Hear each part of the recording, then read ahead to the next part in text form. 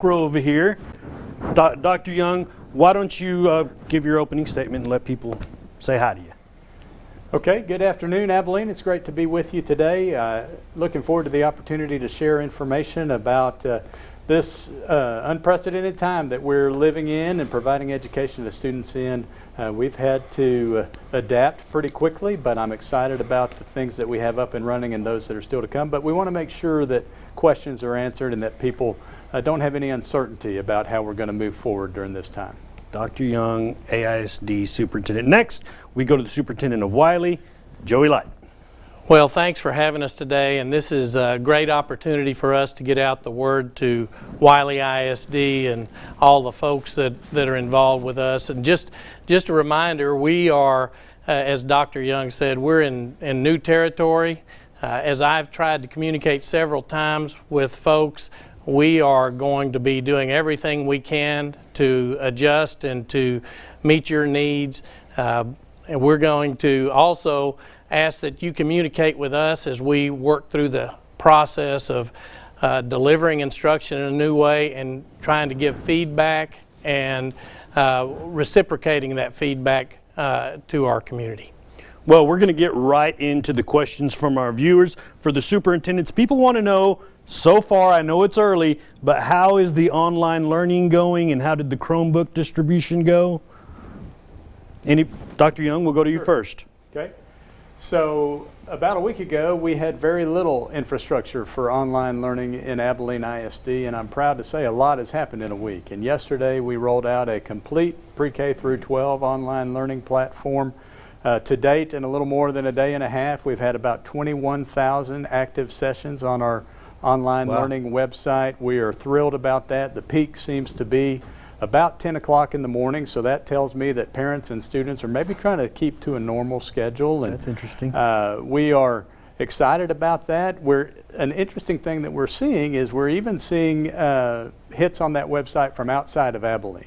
And so while we're certainly wanting to take care of our students, it's just fun to see that people from all over the nation actually are accessing our site.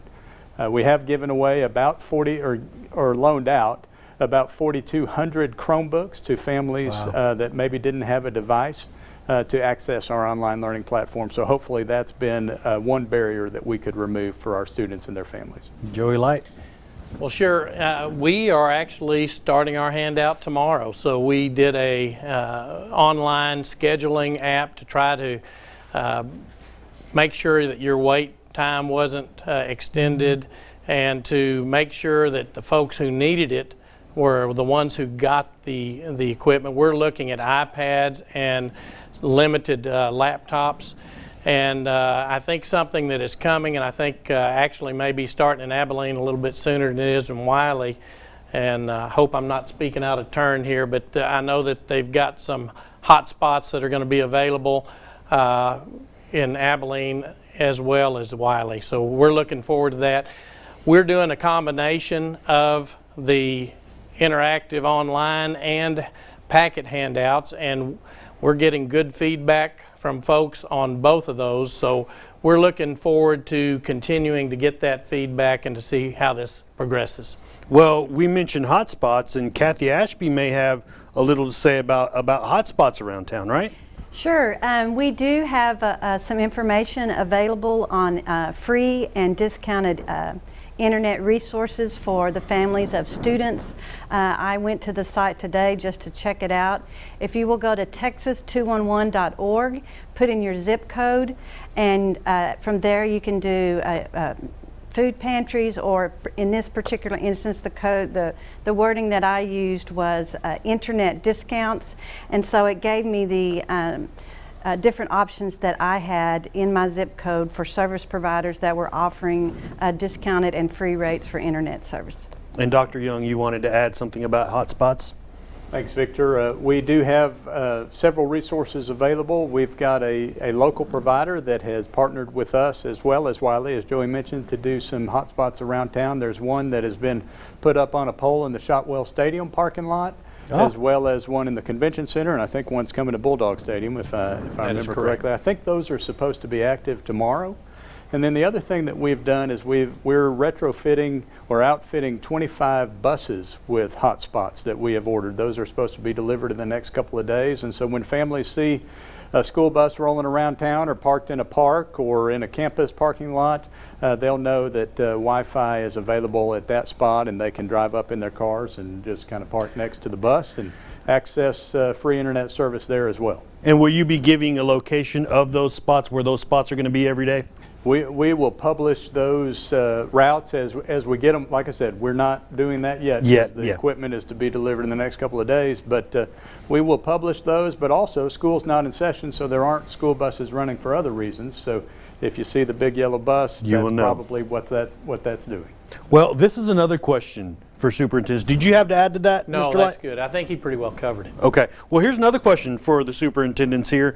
A lot of seniors are in a weird place. I mean, they're looking for answers. They want to know about graduation. They want to know about grades. They want to know about walking across the stage. When will you guys have some information about that for those seniors? I'll let Dr. Young go first, and I'll follow.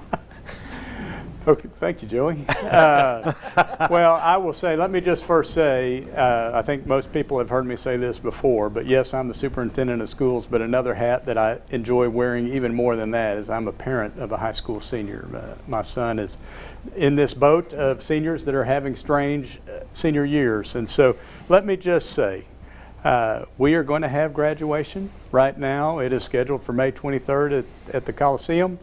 We expect that is hopefully what we'll still be able to do. But if for some reason even that event is impacted, I want parents to know, I want kids to know, we believe the graduation ceremony is important. And we are going to have an in-person graduation ceremony, even if we have to do it in the middle of July. We will, when we get through this, we're going to close that book for our seniors and let them have the experience walking across the stage, getting a diploma.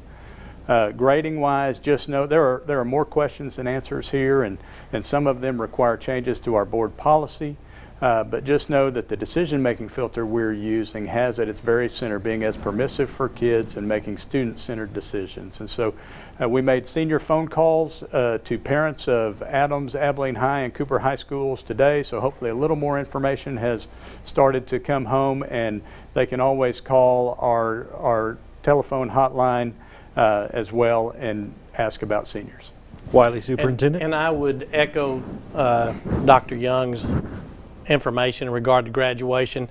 We've already reached out to try to find optional sites that might be available to host this graduation, and we want to do everything we can to make this as normal of a year as possible, and that's a real challenge. And in regard to grades, we really feel like right now it's a little bit early to be even guessing what's going to happen. We don't know exactly what the governor's going to do, what the president's going to do.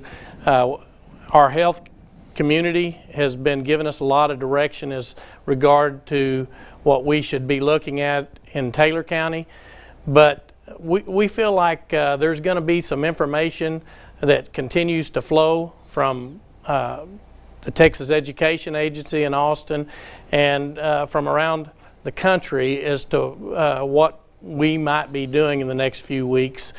You know, we'd love to all be back in school. Really, everything is better in school if it's possible, and but we don't want to put folks at risk at the same time. So this is an ever-moving situation, and we'll try to give you the best information as soon as we've got it.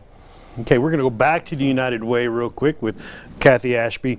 What's the daycare situation? Sure. We've been working with some of our partner agencies in repurposing after-school care to offer day camps. Those will begin on Monday, March 30th at 2 sites, maybe a 3rd site depending on demand. This is for essential workers, those that are in critical industries that the entire community needs. We started yesterday accepting applications from parents in those industries, and about 80% of the parents are in they work at a hospital or some sort of healthcare facility or lab or clinic, and so those are available on our website and also on the websites of the Abilene, the YMCA, the Alliance for Women and Children, and the Boys and Girls Club. The other thing that I want to make sure we don't run out of time and talk about is rental and housing assistance. Yes. We have made a significant donation to the Christian Service Center, and so if you are employed and you are displaced, you have lost some of your hours, or if you've even lost your job, you can apply for housing and rental assistance through the Christian Service Center at their website beginning on Thursday. And then we wanted to ask you about the 211 call center. How's that going? I understand it's being staffed by city employees as well. We have ramped up our 211 call center down at the United Way building, very similar to what we did during Hurricane Harvey a few years ago with city employees, and then with our tornado. We have extended hours and additional callers in addition to our normal staff. The City of Abilene and other volunteers are manning those phones. Calls are up, and that's a great resource to find out which food pantry is open, which internet service, that's good more to know. information about the day camp, etc. Okay, we got about 3 minutes left. I want to go to Dr. Young, Abilene ISD. We want to give you a final minute to say whatever you'd like to say. Okay, I want to touch on something that we haven't yet had the chance to talk about, and that is meal service. Yeah. And I just want our community to know, and it really is a community thing. It doesn't matter whether you're an Abilene ISD student, Wylie ISD student, free and reduced lunch, not free and reduced lunch. We have breakfast service at 7 sites currently, Johnston, Bowie, the 4 middle schools, and of course, because I'm on TV, the third elementary has slipped my mind. I'll think of it in a second. But You can go to Big Country homepage. You can find that there. 7 to 9 a.m. breakfast, 11 to 1 p.m. is lunch. You do not have to have your children in the car with you to get up to 6 meals, and that's something I want to make sure that that's very clear for people, is that we don't expect you to get out in large numbers, that you can come get those meals at your convenience. Okay, in our last minute, we go to Wylie Superintendent Joey Light. And I would echo the sentiment on the meals.